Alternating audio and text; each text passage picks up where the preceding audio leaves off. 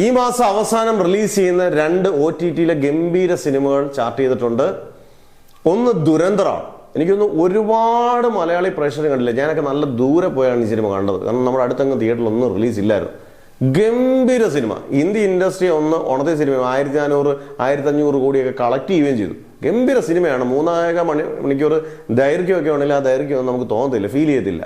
അക്ഷയ് ഖന്നയും എല്ലാവരും തകർത്ത് അഭിനയിച്ചേക്കുന്ന ഒരു സിനിമ. നമുക്ക് അടിപൊളിയായിട്ടിരുന്ന് കാണുന്ന സിനിമ.